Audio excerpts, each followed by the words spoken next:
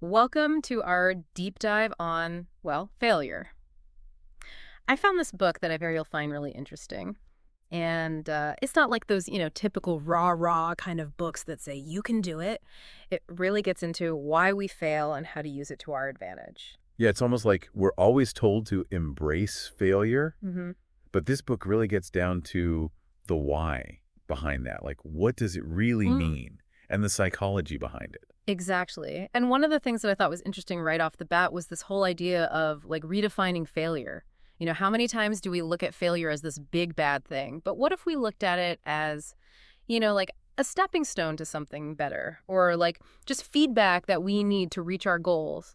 Yeah, it really comes down to our emotional response, I think. Yeah. If we view a setback as like a catastrophe, well, then we just want to kind of give up. Right. But if we view it as data, as like hmm essential information, it can really keep us motivated. It's like that analogy of the maze, in the book. Right. Like getting lost isn't actually failing, it's just part of the process. Absolutely, yeah. Think about your own life. When you achieve something, Right. it wasn't without its challenges, right? Right. And those quote unquote failures um, really shape who we are. And in a way, they sort of pave the way to future successes. And one of the things I liked about this book is that it didn't just talk about failure in, just a general sense, but it broke it down into specific types of failure. Which is useful because, we can identify our blind spots. Yeah. And once we see, like, oh, I'm doing the same thing over and over again, then we can come up with a strategy. Yeah, it's like having a personalized guide. Like, okay, how to deal with failure, this specific type of failure.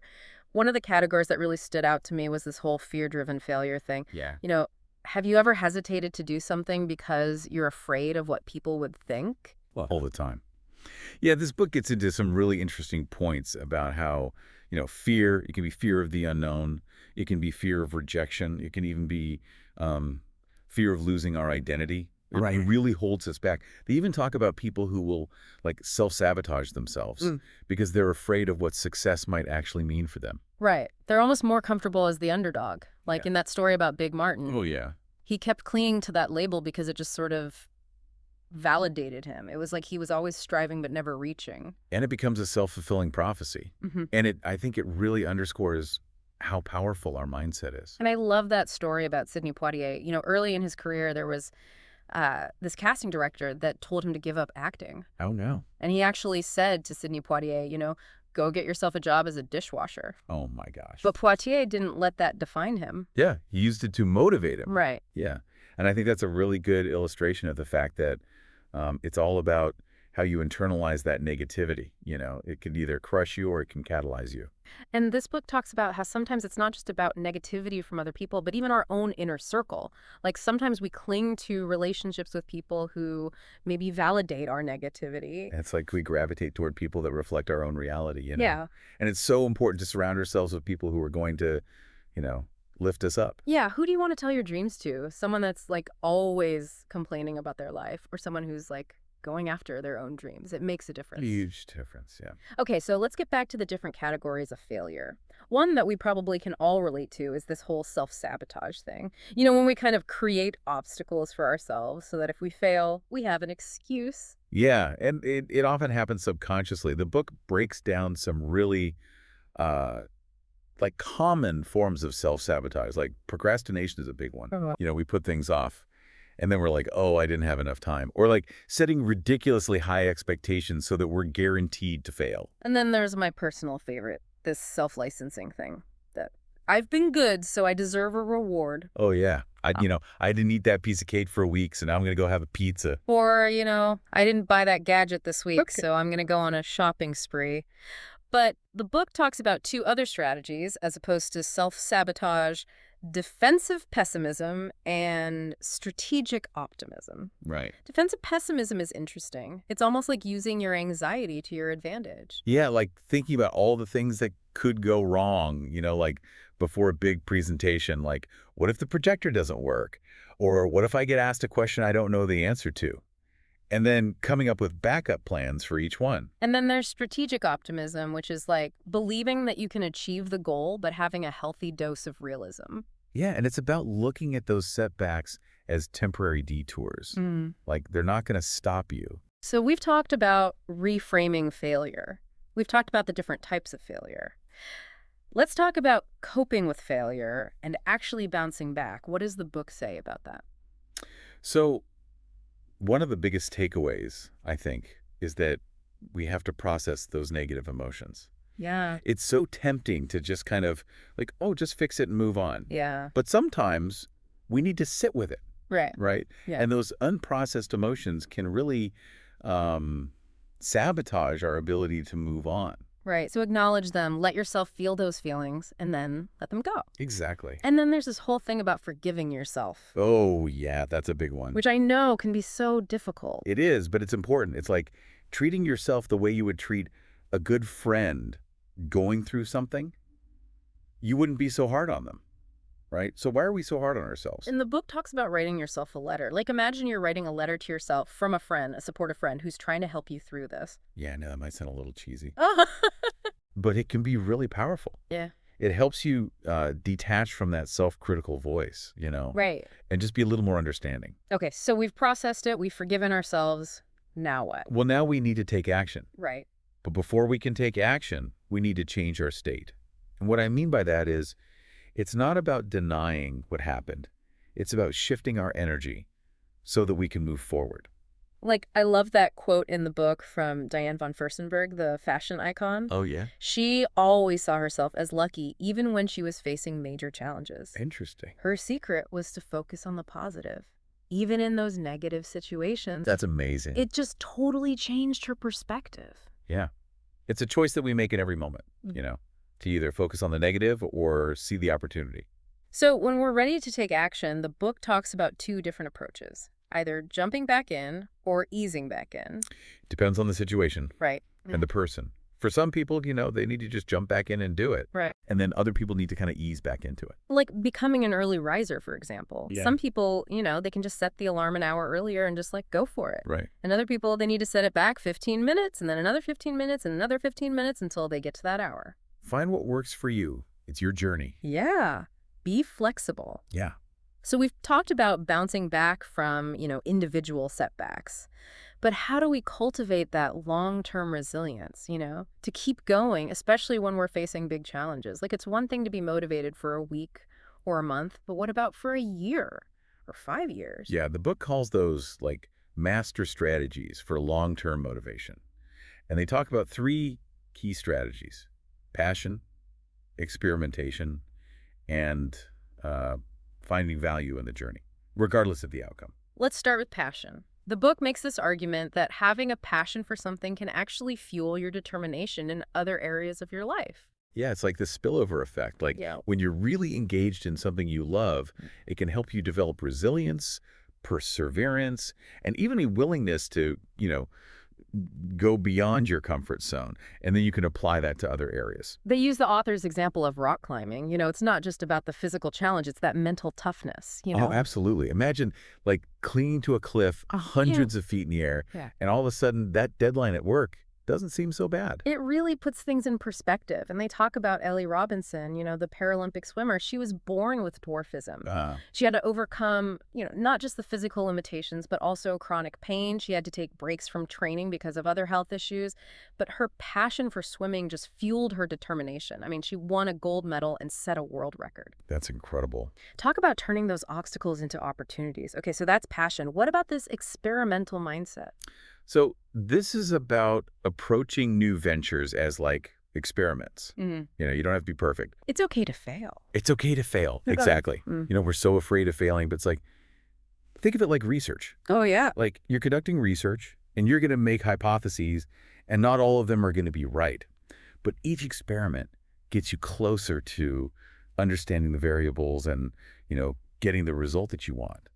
And it's the same thing with life. The author talks about his own experience launching different online businesses. Right. Some of them were successful, some of them flopped, but each one taught him something. Yeah. Those insights wouldn't have been possible without the willingness to, take that risk. And I think it's especially helpful, that mindset, when you're making big decisions, life-changing decisions. It's easier to take a leap of faith when you're just looking at it as a temporary experiment. Exactly. Yeah.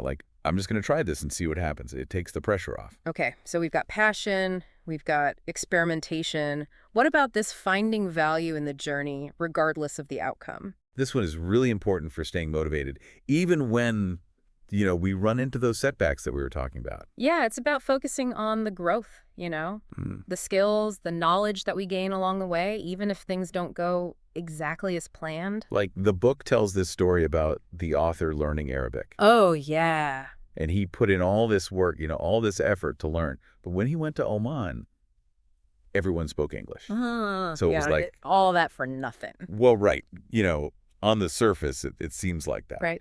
But he decided to focus on the value that he gained from the experience, the process itself. Right. The discipline of learning a new language, Yeah. the joy of expanding his horizons. Yeah. And that's what matters. I think that's a good takeaway. Think about a time when you felt like you failed. Yeah. Can you find something good that came out of that experience, even if it wasn't what you wanted? Maybe it was a new skill, or maybe it was even just realizing that that path wasn't right for you, which then frees you up to pursue something else.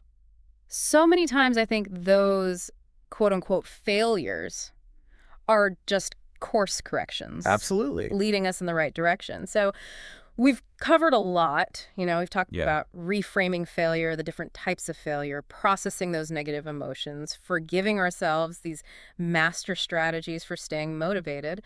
But this is where things get interesting. This is where we get a little controversial. Right. This book actually talks about giving up. Gasp. I know, right? I thought this whole book was about perseverance, like keep going no matter what. It is, but sometimes the best thing to do is to walk away. Really? Yeah, to recognize when persistence is actually self-defeating and when letting go can actually open up new doors, better opportunities. Okay, I'm intrigued. The book talks about 4 key reasons why giving up might be the best thing to do. Huh. So, reason number 1 is when the goal is no longer who you are. Oh. Like, as we evolve, sometimes our goals change. Yeah. And it's okay to let go of those old goals.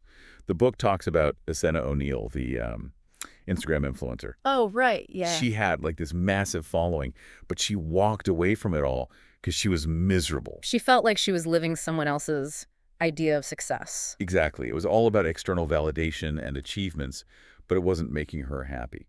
So reason number 2 is when the effort to achieve the goal is just way more than the reward.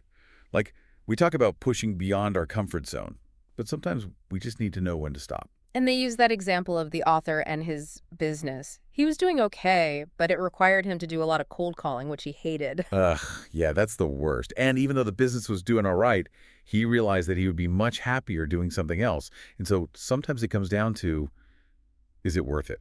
Yeah. Like, is it worth all that effort for the reward that you're going to get? The third reason is when, despite your best effort, you're just not going to reach the level of success that you want. And that's hard because you have to be honest with yourself. It is. But sometimes it's just not in the cards, And the book gives the example of someone who wants to be a world-class musician, but despite practicing for years, they just remain average. So, maybe they could be a music teacher, or they could compose, something where their talents can really shine. Right, maybe they're just on the wrong stage. Exactly. And finally, the fourth reason is when you're constantly playing catch-up. Oh, yeah, like you're always scrambling. Yeah, you're always overwhelmed, you're spread too thin. And that indicates that maybe you need to reprioritize. Like, it's not that you have to give up on your dreams altogether, but you need to figure out what's really important. It's like decluttering your goals. So let go of the things that aren't serving you and make space for the ones that really matter. And sometimes letting go is the best thing you can do for yourself. It's a form of self-care, So we've talked about when to keep going and when to let go. What are your thoughts on all of this? What really stands out to you? I think it's just so interesting because we always look at giving up as this bad thing. Right, like a sign of weakness. But sometimes it's the strongest, most strategic thing you can do. And it all comes down to taking ownership, right? Yeah. We can either let our setbacks define us, or we can use them to, create a better life. And it's all about learning from them. So much of what we've talked about today is really about mindset, shifting our perspective. But how do we put this into practice? What's one small step that you could take today based on what we've talked about? That's a great question. Maybe just acknowledge something that you've been avoiding, some setback, some failure. Yeah, or maybe just set a smaller goal. Something more realistic. something achievable. Or maybe just reach out to someone who can support you, you know, a friend or a mentor. And I know you've talked about wanting to start your own business. I have. Maybe today's the day that you finally take that first step. Like register your business name or Yeah. set up a website or even just brainstorm some ideas. Or maybe it's something completely different. Like maybe you're in a relationship that isn't serving you or a job that you hate. Right. Maybe today's the day you decide to walk away from that, to make space for something better. And the key is to start small, build momentum. Celebrate those small wins along the way. You've got this. We hope this deep dive has given you some new tools and some new perspectives on how to deal with failure. Yeah. Keep exploring, keep learning, and keep failing forward. It's fascinating, isn't it? We often think of giving up as a sign of weakness, but sometimes it's the most courageous and strategic move we can make. It's about recognizing when persistence becomes self-defeating. Exactly. When letting go can actually open doors to new and better opportunities. That sounds almost radical, but I'm definitely intrigued. Tell me more. The book outlines 4 key reasons why giving up might actually be the smartest move. Okay, I'm all ears. Hit me with reason number 1. The first reason is when a goal is no longer congruent with who we are. This goes back to that idea of living in alignment with our values and our authentic selves. Sometimes we set goals based on external expectations or societal pressures, but as we evolve, those goals might no longer resonate with our true desires. The book gives the example of Asena O'Neill, that Instagram influencer who walked away from her massive following, a lucrative career, because she realized it was no longer serving her authentic self. Yeah, it's a powerful reminder that external validation and achievements don't always equal true happiness or fulfillment. Absolutely. And that leads us to the second reason for giving up. All right, lay it on me. What's reason number 2? The second reason is when the effort required to achieve a goal consistently generates suffering that outweighs the potential reward. It's about recognizing when the cost of pursuing a goal in terms of time, energy, and emotional well-being is simply too high. Exactly. The book talks about the author's experience running a business that, while somewhat successful, required him to do a lot of cold calling, which he absolutely hated. Ugh, I can relate to that. Cold calling can be soul-crushing. Right. And even though the business was doing okay, the daily grind was draining his energy and making him miserable. So it's not just about whether or not we can achieve a goal. It's about the quality of life we're creating in the process. It's about prioritizing our well-being and making choices that align with our values and our vision for a fulfilling life. Okay, 2 down, 2 to go. What's the third reason for giving up? The third reason is when, despite our best efforts, we're simply not going to achieve the level of success we truly desire. This one's tough because it requires honesty and a willingness to let go of our ego's attachment to a particular outcome. It's not about giving up on dreams altogether. It's about being realistic about our potential and making choices that align with our strengths and talents. The book uses the example of someone who dreams of becoming a world-class musician, but despite years of practice, remains average. They might find more fulfillment and success by focusing on a different musical path, like teaching or composing, where their talents can truly shine. It's about finding the right stage for our unique gifts, even if it's not the one we originally envisioned. All right, lay the final reason on me. When else is it okay to wave the white flag? The final reason is when we're constantly playing catch-up, indicating a lack of focus and true prioritization. This goes back to that idea of spreading ourselves too thin, trying to do it all, and ending up with mediocre results in every area. If we find ourselves constantly scrambling, feeling overwhelmed, and never making significant progress, it might be a sign that we need to reassess and reprioritize. It's not necessarily about giving up on dreams altogether. It's about creating space and focus so we can pursue the ones that truly matter with our whole hearts. Sometimes letting go can be the most powerful act of self-care and the key to unlocking even greater opportunities. So we've talked about when to persevere and when to pivot. What are your thoughts on all this? What resonates most with you? It really is interesting, yeah. We think of giving up as this, weakness, but sometimes it's the smartest thing we can do. It takes courage to walk away. And to know when to keep going and when to just, change direction. Like it's almost like decluttering our goals. Exactly. Make space for the ones that really light us up. It's so empowering to Right. realize that we have the choice, to decide what we want our lives to look like. Yeah, we have so much more control than we think. This book has been amazing. I mean, we've covered so much. Reframing failure, the different types of failure, how to cope with it. But it really all comes down to, our choices. We always have a choice. We do. Uh, We can let our setbacks define us, or we can use them to grow. And it's not about being perfect, it's about learning. it's about progress, not perfection. So much of what we've talked about is mindset, shifting our perspective. But, like, how do we actually put this into practice? What's one small thing you could do today based on what we've talked about? Ooh, that's a good question. Well, maybe just start by acknowledging something that you've been pushing down, you know. Hmm. Some failure, big or small. Just sit with it. Yeah, or maybe it's about setting a smaller goal, something more realistic, so you can actually achieve it. Yeah, or maybe you reach out to a friend, someone supportive, just to talk it through. I know you've mentioned starting your own business. I have, yeah. It's been a dream for a while. Well, maybe today is the day you take that first step, you know. Register the name, set up a simple website. Or maybe it's something totally different. Maybe it's a relationship that's not working or a job that's just sucking the life out of you. Sometimes walking away is the best thing you can do. Yeah, create space for something better. Just start small and celebrate those small wins. You got this. We hope this deep dive has given you some new ideas and some new tools for dealing with failure and for creating the life you want. Keep learning, keep growing, and don't be afraid to fail. We'll see you next time.